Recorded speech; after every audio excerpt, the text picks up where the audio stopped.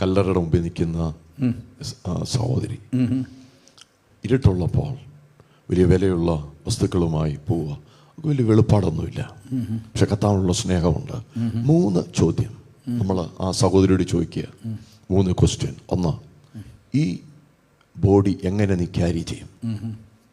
ഒരു പുരുഷന്റെ ശരീരമാണ്, എങ്ങനെ ക്യാരി ചെയ്യും? 2, എവിടെ കൊണ്ട് സൂക്ഷിക്കും? 3, എന്തിനു കൊണ്ടുപോകുന്നു? 3 ക്വസ്റ്റ്യനാ. എങ്ങനെ ക്യാരി ചെയ്യും, എവിടെ കൊണ്ട് സൂക്ഷിക്കും, എന്തിനു കൊണ്ടുപോകുന്നു? ഈ ബോഡി എന്ന് പറയുന്ന ബോഡി ഓഫ് ക്രൈസ്റ്റ്, അതെ, ദൈവസഭ. ആമേൻ. അവൾക്ക് മാത്രമേ ഈ ബോഡിയെ കുറിച്ച് ചിന്ത ഉണ്ടായിരുന്നുള്ളൂ. ബാക്കി 12 ചെത്തി നടന്ന 11 യൂത പോയല്ലോ, ബാക്കി 11 ഉണ്ടായിരുന്നല്ലോ. അവര് ചർച്ചിന്റെ ബെനിഫിറ്റ് അനുഭവിച്ചതേ അല്ല, ചർച്ചിന് വേണ്ടി അവർ കോൺട്രിബ്യൂട്ട് ചെയ്തില്ല. അല്ലെങ്കിൽ ചർച്ചിനെ കെയർ ചെയ്യുന്ന ഒരു മെന്റാലിറ്റി ആ 11 പേർക്കില്ല.